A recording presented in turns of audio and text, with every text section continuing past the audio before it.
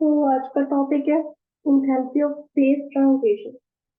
ये ये टॉपिक है related to the intermolecular forces. ठीक है। तो जैसे हमारे पास सॉलिड लिक्विड गैस होता है, तीनों में अलग तरीके से एटम्स प्रेजेंट होते हैं। जबकि सॉलिड में टाइटली पैक्ड होते हैं। टाइटली पैक्ड में जो इंटरमोलिकुलर फोर्सेस होती हैं वो थोड़ी स्ट्रांग हो जाती हैं। ठीक है। गैसेस में वो कम्प्लीटली लूजली पैक्ड होते हैं, तो गैसेस में मॉलिक्यूल्स कहीं भी जा सकते हैं। लिक्विड में वो थोड़ा सा फ्लो के अकॉर्डिंग होता है। ठीक है। तो जो एनर्जी है वो मेरी रिक्वायर्ड होती है to convert solid into liquid. ठीक है। अब सॉलिड से लिक्विड जब जा रहा है उस प्रोसेस को हम मेल्टिंग कहते हैं। जैसे आइस से मेरे पास वाटर हो, है ना, आइस सॉलिड है, वाटर लिक्विड है। और लिक्विड से अगर मैंने गैस डाला है तो वो क्या होगा, वेपोरेशन। जैसे वाटर से मुझे स्टीम चाहिए, तो इस प्रोसेस के लिए भी हमें एनर्जी रिक्वायर्ड होती है। एनर्जी चाहिए ये प्रोसेस आगे बढ़ने के लिए।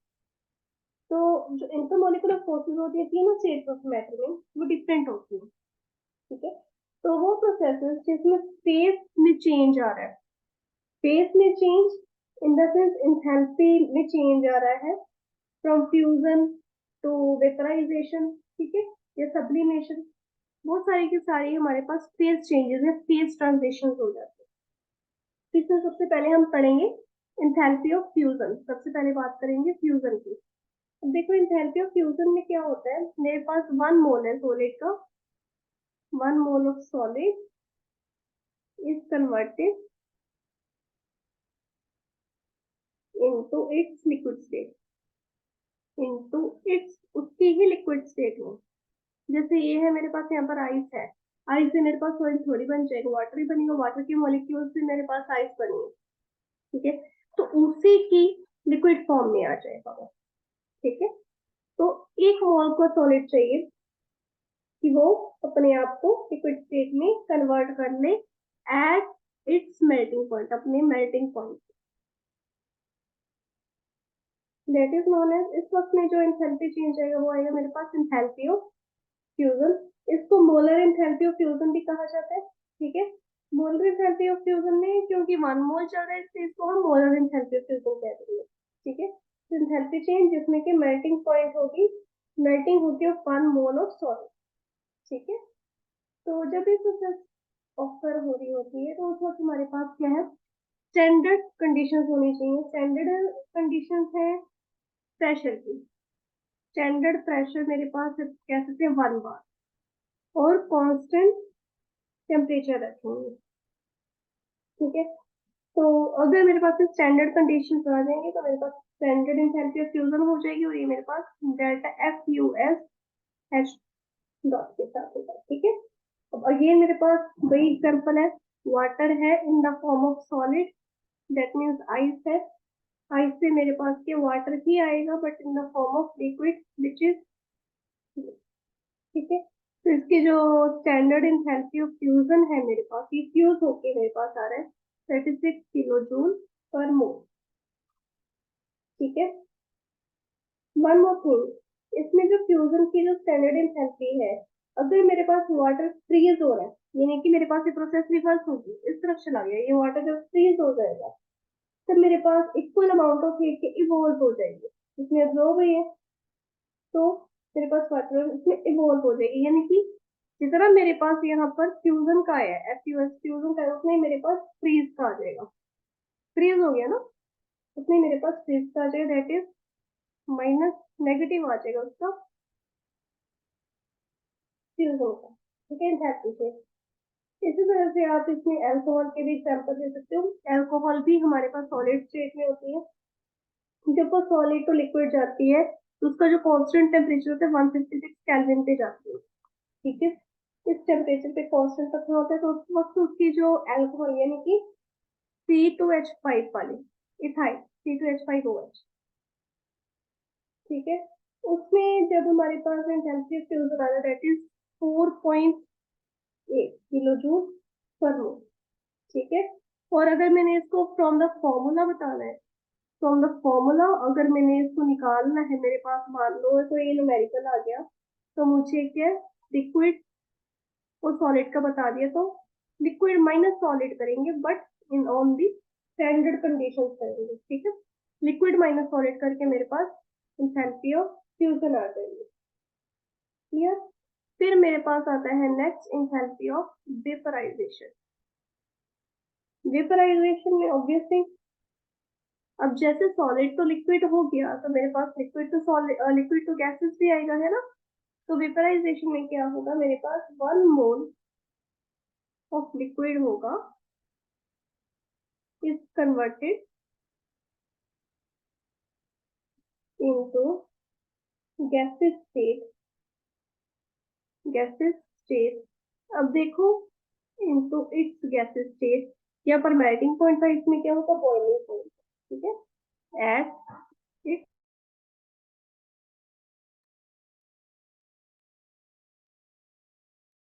तो वेपराइजेशन में इंथैल्पी ऑफ वेपराइजेशन कर रहे हैं हम, enthalpy of vaporization which is a part of phase transition, ठीक है। तो इसमें मेरे पास क्या होगा, 1 मोल ऑफ लिक्विड चाहिए मुझे, gets converted into its gases, इसकी ही गैसेस फॉर्म में जाएगा, इसकी ही गैसेस स्टेट में जाएगा, कब, एट इट्स बॉइलिंग पॉइंट, ठीक है, अपने बॉइलिंग पॉइंट पे आते हैं। ना इसको हम कहेंगे इंथैल्पी ऑफ वेपराइजेशन या मोलर इंथैल्पी ऑफ वेपराइजेशन, एक ही बात है, ठीक है। क्योंकि इसमें इंथैल्पी चेंज आएगा accompanying the vaporization of 1 mole of liquid। तो जब ये तो स्टेप हो रही होती है, तो ये अगेन मेरे पास constant temperature under standard pressure पे होगी, 1 बार प्रेशर पे होगी, जैसे मेरे पास सेम फ्यूजन का हुआ था। तो मेरे पास यहाँ पर वाटर है इन द लिक्विड स्टेट, जो मैंने फ्यूजन वाटर से निकाला था वाटर, उसको मैंने गैसेस में कन्वर्ट कर दिया, ठीक है। इतने टेम्परेचर पे इसका बॉइलिंग पॉइंट है, तो मेरे पास enthalpy of vaporisation under standard condition से होगी 40.79 किलो जूल पर मोल। तो एंथैल्पी ऑफ वेपराइजेशन जैसे इथाइल अल्कोहल की है C2H5OH, मेरे पास लिक्विड फॉर्म में, गैसेस फॉर्म में भी मेरे पास हो सकता है, गैसेस फॉर्म में आएगा, लेकिन एट टेम्परेचर 334 केल्विन, ठीक है। और बेंजीन का भी हो जाता है, बेंजीन का भी हमारे पास पॉसिबल है C6H6 बट एट 349 केल्विन। तो इसका जो एंथैल्पी ऑफ वेपराइजेशन आता है वो आता है 30.5 और किलो जूल पर मोल, और इसका मेरे पास वेपराइजेशन है काफी हद तक करीब है 30.8 किलो जूल पर मोल, ठीक है। लेकिन टेम्परेचर का यहाँ पर डिफरेंस है, तो जितनी ज्यादा मेरे पास वैल्यू आएगी उतनी ज्यादा के यहाँ पर मैग्नीट्यूड होगा of the attractive force. Actual में क्या होता है, जो एंथैल्पी ऑफ वेपराइजेशन होती है हमें बताती है magnitude of forces of attraction के बारे में। जो लिक्विड्स के अंदर पार्टिकल्स हैं उनके अंदर फोर्सेस ऑफ अट्रैक्शन कितनी है, उसका मैग्नीट्यूड ये हमें बताती है। तो जितनी ज्यादा मेरे पास इसकी एंथैल्पी ऑफ वेपराइजेशन की वैल्यू आएगी, उतनी उतना ही ज्यादा की मैग्नीट्यूड है, उतनी ज्यादा वैल्यू है अट्रैक्टिव फोर्सेस की इन द लिक्विड, ठीक है। जैसे स्ट्रॉन्ग हाइड्रोजन बॉन्ड प्रेजेंट है वाटर मॉलिक्यूल में, ऑब्वियसली इसमें हाइड्रोजन बॉन्ड प्रेजेंट है, ठीक है। तो उसको टाइटली पकड़ के रखते लिक्विड फेस में, तो लिक्विड टू गैसेस होने में इसको टाइम बहुत लगता है।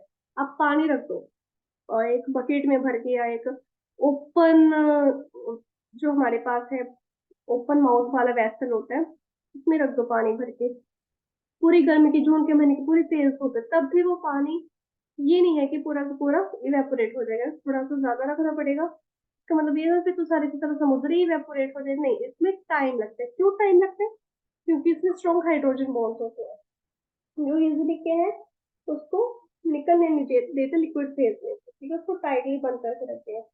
कोई भी ऑर्गेनिक लिक्विड है जैसे कि एसीटोन है, उसका जो इंटरमॉलिक्यूलर डाइपोल डाइपोल इंटरेक्शन होगी वो बहुत वीक होती है, तो उसमें हमें ज्यादा हीट करने की जरूरत पड़ती है, एक मोल ऑफ एसीटोन जो है वेपराइज हो जाता है बहुत जल्दी as compare to 1 mole of water. ठीक है, तो ये मेरे पास हो गया एंथैल्पी ऑफ वेपराइजेशन। अब नेक्स्ट है मेरे पास एंथैल्पी ऑफ सब्लिमेशन। सब्लिमेशन क्या होता है? ये हमने क्लास 9 में पढ़ा था बेटा कि इसमें जो है सॉलिड जो है, सॉलिड जो डायरेक्टली गैसेस फॉर्म में आ जाता है, यानी कि वो लिक्विड वाली स्टेट को स्किप कर जाता है। तो इसमें मुझे 1 मोल ऑफ सॉलिड चाहिए that gets converted into gaseous state at a temperature। अब ये चीज ध्यान में रखने वाली है, at a temperature below its melting point, यानी कि मेल्टिंग पॉइंट से कम का टेम्परेचर चाहिए मुझे, तब मेरे पास सब्लिमेशन की इंथैल्पी आएगी, यानी कि इंथैल्पी ऑफ सब्लिमेशन या मोलर इंथैल्पी ऑफ सब्लिमेशन आ जाएगी। ठीक है, तो देखिए, तो सॉलिड गैसेस से डायरेक्टली कन्वर्ट हो रहे हैं और उसमें मेल्टिंग पॉइंट भी कम आ रहा है। तो यहाँ पर मैं एग्जांपल ले रही हूँ आयोडीन की। ठीक है, वाटर की नहीं हम यहाँ पे ले सकते। आयोडीन मेरे पास सॉलिड फॉर्म में, डायरेक्टली गैसेस फॉर्म में मेरे पास आ जाएगा। तो मेरे पास enthalpy of sublimation under standard condition रहेगा 62.4 किलो जूल। नेपथलीन है, नेपथलीन हमारे पास दिवाली की सफाई जब करते हैं, मम्मी के कपड़े में नेपथलीन की बॉल्स होती हैं, छोटी छोटी गोलियां होती हैं, वो डाल के रखती हैं। या जब हम रजाइयां निकालेंगे अब, तो उसमें से नैपथलिन की बॉल्स निकलती हैं, तो उसकी बड़ी गंदी सी स्मेल भी होती है। मुझे तो स्नीजिंग शुरू हो जाती क्योंकि I am allergic to this kind of fragrances. तो जो नैपथलीन की बॉल्स होती हैं बेटा, ये नैपथलीन है, वो भी सीधा सॉलिड से, वो सॉलिड फॉर्म में है, डायरेक्टली गैसेस फॉर्म में कन्वर्ट हो जाती है, वो लिक्विड में नहीं जाती। तो पर हाँ, ये स्लो नहीं होता है। ठीक है, पूरी की पूरी सब्जी निकलेगी।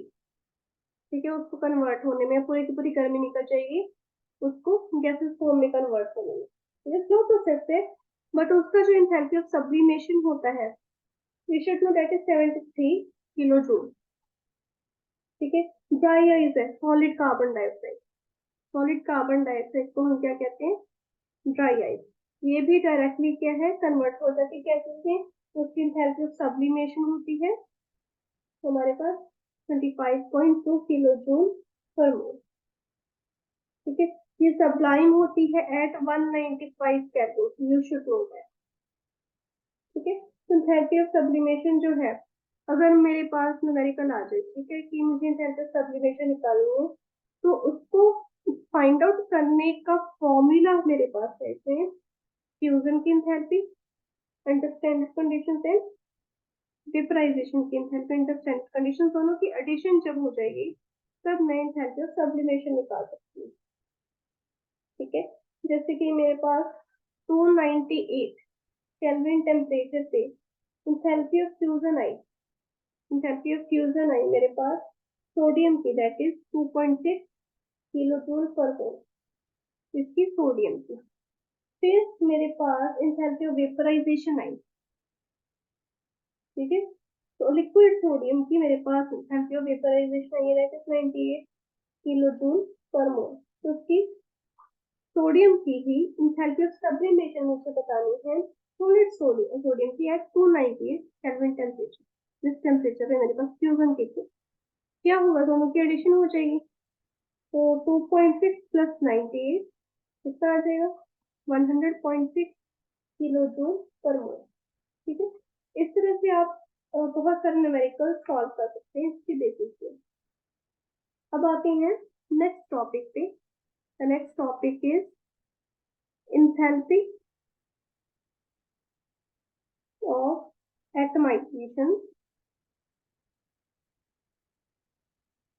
and bond enthalpy।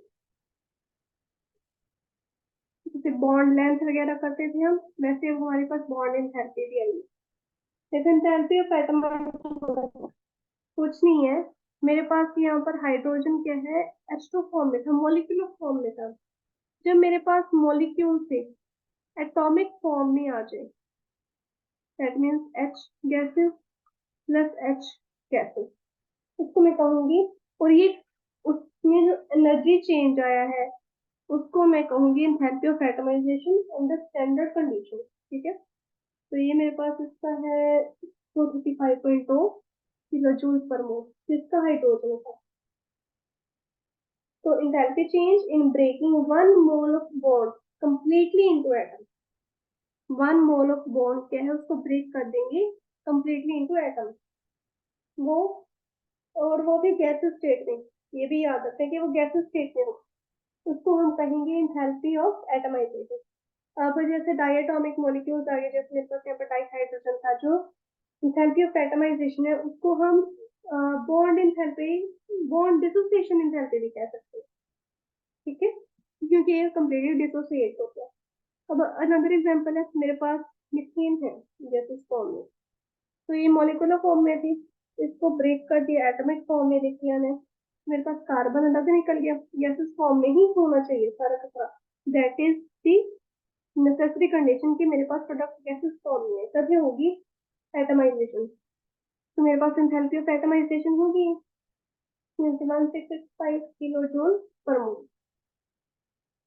ठीक है, अब सोडियम है, ये चीज भी पॉसिबल है बेटा कि सॉलिड फॉर्म में वो गैसेस फॉर्म में आ रहा है, काइंड ऑफ सिमिलर टू, ये क्या है, जो मेरे पास सब्लिमेशन था उससे सिमिलर है, बट नहीं, ये कुछ भी कुछ मेटल्स होती हैं जो डायरेक्टली ऐसे गैसेस फॉर्म में आ जाती है, अपने आप को एटमाइज कर देती है। ठीक है, तो उनकी भी मेरे पास एटमाइजेशन पॉसिबल। फिर बॉन्ड डिसोसिएशन एंथैल्पी जो हमने अभी पढ़ी थी, और बॉन्ड एंथैल्पी, दोनों में फर्क क्या, और दोनों है क्या, बेसिकली केमिकल रिएक्शंस हैं, उनमें ब्रेकिंग भी होती है, मेकिंग भी होती है केमिकल बॉन्ड। तो जब भी हमारे पास कोई भी बॉन्ड बन जाता है between atoms, significant amount of energy के रिलीज हो जाती है, तो उतनी ही एनर्जी मुझे चाहिए टू ब्रेक दैट बॉन्ड। ठीक है, तो उसको रिलेट करने के लिए क्या करते हैं, जो हीट ऑफ रिएक्शन है वो यूज करते हैं। ठीक है, क्या करेंगे, हीट ऑफ रिएक्शन को रिलेट करेंगे टू चेंज इन एनर्जी, जो कि जरूरी है with breaking and making of chemical bond. ठीक है, तो मेरे पास दो टर्म्स हैं यहाँ पर, एक तो मैंने कहा था अभी बॉन्ड डिसोसिएशन एंथैल्पी, क्योंकि यहाँ पर ब्रेक हुआ था मेरे पास हाइड्रोजन है ना, उसको है बॉन्ड डिसोसिएशन एंथैल्पी। पहले तो ये टर्म है, दूसरी टर्म क्या है मेरे पास, मीन और एवरेज बॉन्ड एंथैल्पी। ठीक है, कि ये टर्म मेरे पास आ गई है। बॉन्ड डिसोसिएशन एंथैल्पी क्या होती है, पहले इसकी डेफिनेशन देखते हैं। ठीक है, amount of energy required to break 1 mole 1 mole of bonds of a particular type between the atoms. ठीक है, and it is required that it is in the gaseous state।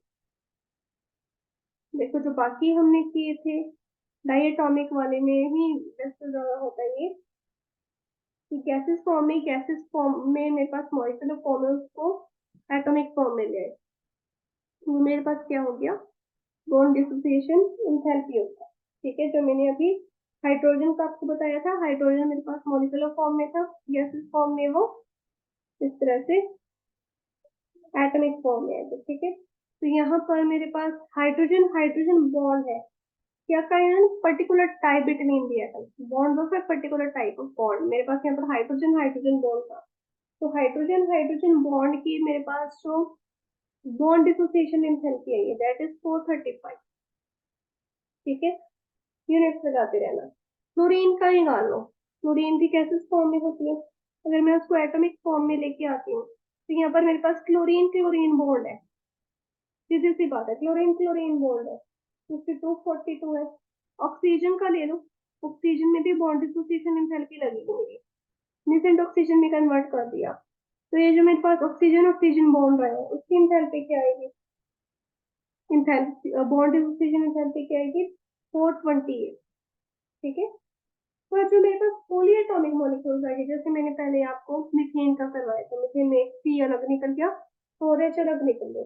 Polyatomic जो मॉलिक्यूल्स हो जाते हैं, उनके अंदर एक तरह से ज्यादा का बॉन्ड हो जाता है, ठीक है, कार्बन हाइड्रोजन बॉन्डिंग होगी, जैसे मीथेन में हो गया। तो उस वक्त उनकी जो बॉन्ड डिसोसिएशन एंथैल्पी होते हैं, उनको हम मीन एवरेज वैल्यू से ले लेते हैं, तो वो होता है सिंपल बॉन्ड एंथैल्पी, ठीक है, मीन और average bond enthalpy.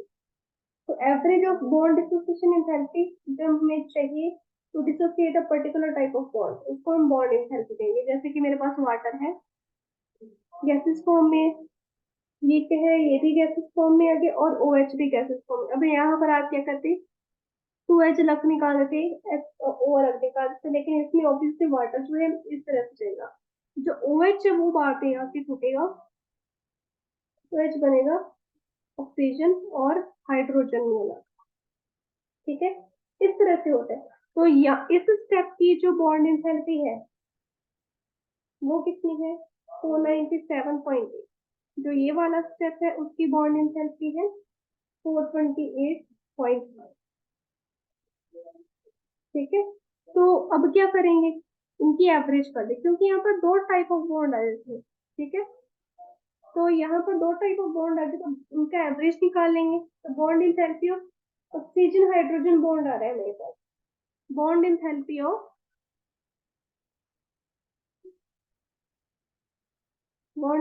Of oxygen hydrogen bond आ रहा है, तो वो क्या आएगी मेरे पास, 497.8 प्लस 428.5 अपॉन, तो एवरेज निकालना है, मेन निकालना है, तो मेन निकाल के मेरे पास वैल्यू आ जाएगी 453.15 किलो जूल पर मोल, ठीक है।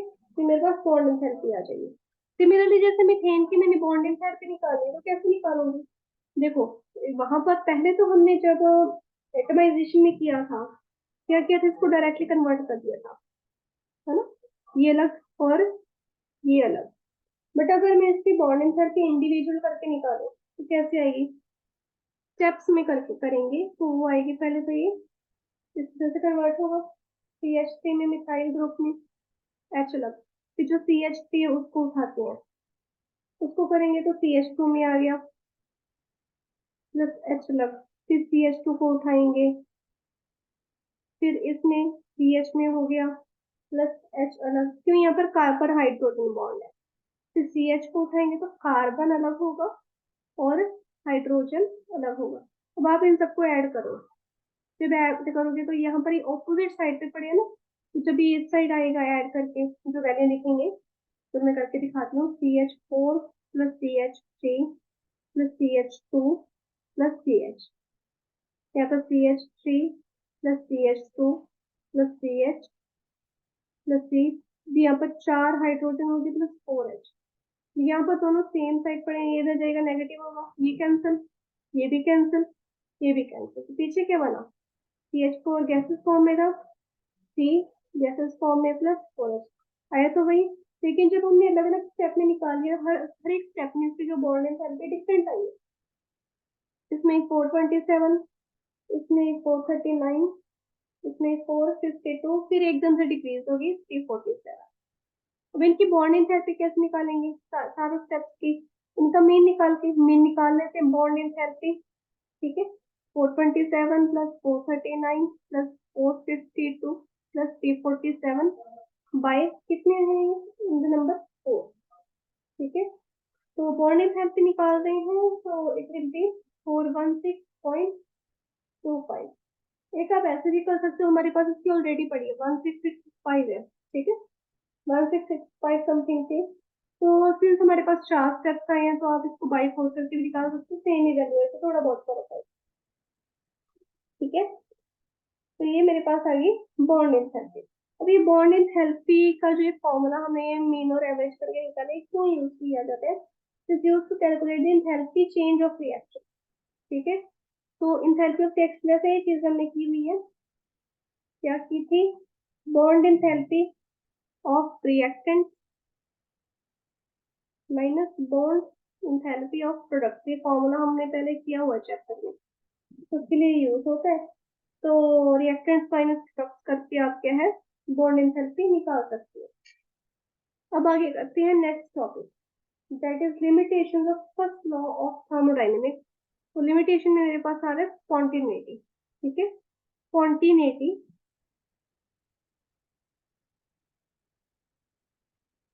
इसके बारे में पढ़ते हैं क्या होता है। देखो, जो फर्स्ट लॉ ऑफ थर्मोडायनेमिक्स है क्या बताता है, जो energy can neither be created nor be destroyed, है ना। इसको हम एक फॉर्म से दूसरी फॉर्म में कन्वर्ट कर सकते हैं। तो इससे हमें पता चलता है कि एनर्जी ट्रांसफॉर्मेशन हो सकती है केमिकल रिएक्शंस में भी और बहुत सारी प्रोसेसेस में भी। पर ये हमें इंफॉर्मेशन नहीं देता about the feasibility of a process. Feasibility मतलब कब वो खत्म हो सकती है, कितनी क्विक, ये कितनी सडन ये हो सकती है। ठीक है, जैसे फर्स्ट ऑफ थर्मोडायनेमिक्स में हमें नहीं बताता कि heat cold body to hot body flow करेगी या hot body to cold body flow करेगी। ठीक है, higher temperature to lower temperature जाती है हीट की, lower temperature to higher temperature जाती है। तो ये चीज इसने क्लियर नहीं की हमें। फिर इसमें हमें एक चीज और बताई, एक चीज और हाँ ये कह सकते हैं कि डायरेक्शन बता सकते हैं कि किस प्रोसेस में हो रही है कन्वर्जन, ये चीज जरूर बता सकते हैं। तो जैसे कि कोई भी एक मेरे पास पर्टिकुलर डायरेक्शन में मान लो कोई एक रिएक्शन आ गई, उसका कारण हमें नहीं बताता फर्स्ट लॉ ऑफ थर्मोडायनेमिक्स। ठीक है, हाँ ये रिवर्स प्रोसेस ओबे जरूर करता है, तो ये क्यों हुआ, कैसे हुआ, वो चीज नहीं हमें बताता। तो वो उसका हमारे पास आ गया स्पॉन्टिनिटी, कि स्पॉन्टिनिटी प्रोसेस में होती है तो क्यों होती है। स्पॉन्टिनिटी का मतलब है कोई भी प्रोसेस है वो तेज हो रही है, यानी कि खत्म हो रही है। कोई भी प्रोसेस है वो अपने आप अंडरगो हो सकती है, अपने आप हो सकती है। ठीक है, एक पर्टिकुलर कंडीशंस के अंदर, और वो जो कंडीशंस है वो नेसेसरी है। अगर वो स्टार्ट होगी तो वो कैसे हो रही है, वो हमें स्पॉन्टेनियस प्रोसेस से पता चलेगा। इनकी स्पॉन्टेनियस प्रोसेस क्या है, ये प्रोसेस जो अक्सर हो रही है विदाउट वर्क बीइंग डन, हमने कुछ नहीं करना, वो प्रोसेस अपने आप हो रही है। पर हाँ, हमारे पास कुछ पर्टिकुलर सेट ऑफ कंडीशंस होना जरूरी है। ठीक है, तब हम कहेंगे इसको feasible process, feasible process, process भी कह सकते हैं, स्पॉन्टेनियस प्रोसेस भी कह सकते हैं इसको, प्रोबेबल, यानी कि प्रोबेबिलिटी बन जाती है कि हाँ ये चीज होगी ही होगी, उसको हम कहते हैं स्पॉन्टेनियस। जो स्पॉन्टेनियस है, स्पॉन्टेनियस को हम यूजुअली जो है कहते हैं कि एकदम से हो गया। स्पॉन्टेनिटी का मतलब होता है एकदम से होना, अगर हम इंग्लिश में देखें तो इसमें इंस्टेंट का इससे इतना लेन देन नहीं है। ठीक है, मतलब ये नहीं कि कोई भी प्रोसेस है वो एकदम से हो जाएगी, इसका इससे कोई लिंक नहीं है। ठीक है, तो ये चीज को हमें ध्यान रखना है। अब यहाँ पर इनिशिएशन का मतलब हम ये कह सकते हैं जहां पर हमारी तरफ से कोई शुरुआत है, प्रोसेस अपने आप शुरू होगी। तो स्पॉन्टेनियस प्रोसेस वो पहले देखेंगे जिसमें हमें कोई भी चीज की शुरुआत करने की जरूरत नहीं थी। ठीक है, क्या किया, शुगर है और वाटर है, दोनों को हमने मिक्स जरूर कर दिया, पर क्या हमने कहा कि हाँ ये दोनों डिजोल्व होने जरूरी है, नहीं। तो क्या हुआ, solution of sugar in water. अब मैंने धक्के से तो इसको मिलाया नहीं, धक्के से मैंने तो कुछ नहीं किया, पर ये अपने आप डिजोल्व होगी, तो स्पॉन्टेनियस रिएक्शन आ गई। या मैं कहूँ लिक्विड वाटर में था, वाटर लिक्विड था, वो गैसेस में कन्वर्ट हो गया, मैंने धूप में रख दिया, मैंने सोचा कि तुम गर्म हो गर्म हो, मैंने उसको कहा तो नहीं ना, ये मैंने कोई ऐसे पर्टिकुलर साइड पे नए नए सूरज ला के रख दी, वो तो अपने आप गैसेस फॉर्म में कन्वर्ट हो गया, रेस्पिरेशन होगी। अब नाइट्रोजन ऑक्साइड है, मैंने हवा में रख दिया, हवा में क्या है, ऑक्सीजन, ये भी गैसेस फॉर्म में है, गैसेस फॉर्म में हवा में ऑक्सीजन है, तो ये मेरे पास हम नाइट्रोजन डाइऑक्साइड में कन्वर्ट हो गया। ठीक है, तो यहाँ पर तो मैंने कोई भी काम ऐसा किया ही नहीं, मैंने तो बस रखा था, वो अपने आप रिएक्शन होगी, राइट। और वहां पर वो रिएक्शन देखते जिसमें मुझे थोड़ा सा अपनी तरफ से या हमें इंसान को थोड़ा सा अपनी तरफ से इनिशिएशन करनी पड़ेगी, यहाँ पर हमें थोड़ा सा एफर्ट दिखाना पड़ेगा। जैसे कि मेरे पास हाइड्रोजन है और ऑक्सीजन है, ठीक है, दोनों गैसेस फॉर्म में है, तो मैंने क्या किया, सिर्फ और सिर्फ इलेक्ट्रिक करंट पास करवाइए उनको, एक पर्टिकुलर ऐसे कंटेनर में, फिर एक यू कैन से एक बर्तन में रख दिया या एक चेम्बर में रख दिया, उसके चेम्बर के अंदर से जब मैंने इलेक्ट्रिक करंट पास करवाया, मेरे पास वाटर आ गया।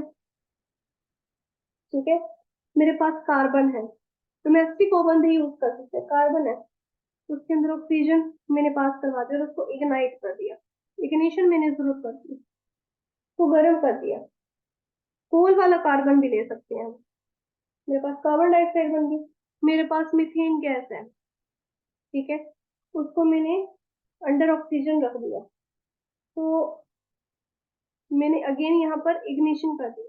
जो मीथेन है, जब in the presence of oxygen oxygen ignite की जाती है तो वो कार्बन डाइऑक्साइड बनाती है, वरना methane in the presence of oxygen कुछ नहीं करती।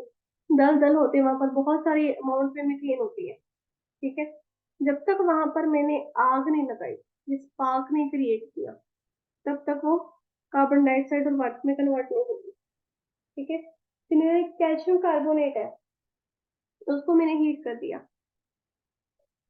ये सॉलिड फॉर्म में है। ठीक है, क्या बनेगा, सी ए ओ सॉलिड फॉर्म में प्लस CO2।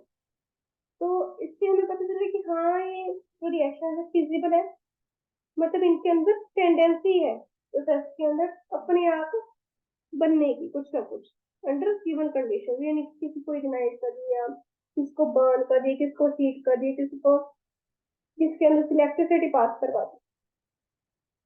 ठीक है, पर अगर मेरे पास, मैं कहूँ कि कुछ प्रोसेसेस हैं जो कि मैं कह दूँ फॉरबिडन है। फॉरबिडन मतलब कि वो हो सकती है ओनली बाय सप्लाइंग एनर्जी, और कॉन्टिन्यूसली एनर्जी मिलती जा रही है, तभी वो प्रोसेसेस होंगी, वरना वो नहीं होंगी। उन प्रोसेसेस को मैं कहूंगी नॉन स्पॉन्टेनियस प्रोसेस। ठीक है, ये सिर्फ और सिर्फ वर्क जब प्रेजेंट होगा तब पॉसिबल। जैसे कि चाय का कप है, ठीक है, इसको मैं गर्म कर सकती हूँ बाय हीटिंग। वो गर्म कैसे करूंगी, तो उसमें कोई चेंज तो नहीं आएगा, वो सिर्फ हॉट था, उसको मैंने मोर हॉट कर दिया, या थोड़ा सा ठंडा हो रहा था, टेम्परेचर डाउन हो रहा था, तो मैंने फिर से क्या है अप कर दिया बाय हीटिंग। तो इसमें कोई चेंज तो आया नहीं, टेम्परेचर का ही फर्क है, तो वो एक तरह से नॉन स्पॉन्टेनियस प्रोसेस हो जाएगी। तो स्पॉन्टेनियस प्रोसेसेस जो है तब तक कंटिन्यू करती रहती है जब तक उनको इक्विलिब्रियम नहीं अचीव हो जाता। ठीक है, ये चीज आपको याद रखनी है। स्पॉन्टेनियस प्रोसेसेस तब तक अंडरगो होती रहेंगी जब तक उनको इक्विलिब्रियम नहीं अचीव हो जाता। ठीक है, तो जैसे ये चाय का कप ही ले लेते हैं, उसको अब मैंने गर्म नहीं किया, वो ठंडा हो रहा है, तब तक होता रहेगा जब तक उसमें और सराउंडिंग में सेम टेम्परेचर में रहेगा, कोई चेंज नहीं आ रहा, सिस्टम और सराउंडिंग में कोई चेंज ऑफ टेम्परेचर नहीं है, तो वो इक्विलिब्रियम पोजीशन पे आ गया वो चाय। ठीक है, तो जो सारी के सारी कॉन्टिन्यूस प्रोसेस है वो प्रोसीड करती रहती है तब तक जब तक इक्विलिब्रियम हमारे पास अचीव नहीं हो जाता। तो स्पॉन्टेनियस प्रोसेस होते रहने के लिए हमारे पास क्या है, एक ड्राइविंग फोर्स का होना जरूरी है। तो वो ड्राइविंग फोर्स क्या है, वो ड्राइविंग फोर्स हम कहते हैं फिजिकल केमिकल प्रोसेसेस जो हो रहे हैं एनर्जी चेंज के कारण हो रहे हैं, तो मैं कह सकती हूँ जो ड्राइविंग फोर्स है वो एनर्जी चेंज के कारण हो रही है। ठीक है, मान लो मेरे पास एक कॉन्टिन्यूस प्रोसेस है, जैसे कि क्रिकेट बॉल है, ठीक है, वो या कोई भी बॉल है, मेरे हाथों में मैंने उसको ग्राउंड पे मारा। ठीक है, ये आपके पास पानी है, वो higher level to lower level यानी कि ऊपर से नीचे गिर रहा है, कोई रॉक है, वो कॉन्टिन्यूसली रोल कर रहा है डाउन द स्लोप। ठीक है, तो इसका मतलब ये तो नहीं है कि जो ग्राउंड पे मैंने इसको मार दिया, एक टाइम के बाद ही वापस ऊपर अपने आप उठ के आ जाएगी बॉल, ये पानी लोअर टू हायर चला जाएगा, या वो पत्थर जो नीचे जा चुका है वो अपने आप वापस ऊपर आ जाएगा जब तक उसको मैंने ऊपर नहीं फेंका। राइट, तो क्या कहना चाहती हूँ मैं कि जो स्पॉन्टेनियस प्रोसेस है ये एक मैक्रोस्कोपिक ऑब्जेक्ट को भी इन्वॉल्व कर सकती है बाय डिक्रीज ऑफ एनर्जी, क्योंकि स्टेट ऑफ लोएस्ट एनर्जी जो है वो कॉरेस्पॉन्ड करती है to the state of maximum stability. जितनी ज्यादा कम एनर्जी होगी उतनी ज्यादा क्या है, हमारे पास स्टेबिलिटी आ जाती है। ठीक है, तो इसके रिलेटेड हम कह सकते हैं कि जो एंडोथर्मिक रिएक्शन जब होती है मेरे पास, जो है स्पॉन्टेनियसली अक्कर होती हैं। कुछ रिएक्शंस वो कंप्लीट नहीं होती, वो भी स्पॉन्टेनियस रिएक्शंस होती हैं। रिवर्सिबल रिएक्शंस भी मेरे पास स्पॉन्टेनियस होती है। एंडोथर्मिक में जैसे कि मेरे पास है NH4 Cl, ठीक है, ये NH4 1 positive, NH4 1 positive plus Cl negative में कन्वर्ट हो गया। ये सॉलिड में था, दोनों एक्वस फॉर्म में आए, दोनों एक्वस फॉर्म में आए। इसमें मेरे पास हीट चेंज किया गया 15.1 किलो जूल पर मोल। ये है dissolution of ammonium chloride in water. ये एंडोथर्मिक है, पर ये ऑक्कर स्पॉन्टेनियसली होता है।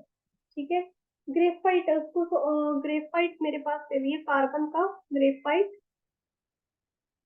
उसको मैंने ले लिया और सल्फर के साथ रिएक्ट करवाया, लिक्विड सल्फर के साथ, तो मेरे पास CH2 आ गया। ये भी एंडोथर्मिक रिएक्शन बट स्पॉन्टेनियसली होती है। रिवर्सिबल रिएक्शन जैसे कि मेरे पास हाइड्रोजन है और आयोडीन है, दोनों गैसेस फॉर्म में मेरे पास हाइड्रोजन आयोडाइड बन गए। ये हाइड्रोजन आयोडाइड उसी तरीके से उतनी ही एनर्जी लेके सेम बना सकते हैं, और ये चीज भी स्पॉन्टेनियसली होती है। रिवर्सिबल रिएक्शन पर ये भी स्पॉन्टेनियसली होती है। ठीक है, कुछ चीजें होती हैं जो स्पॉन्टेनियस होती हैं।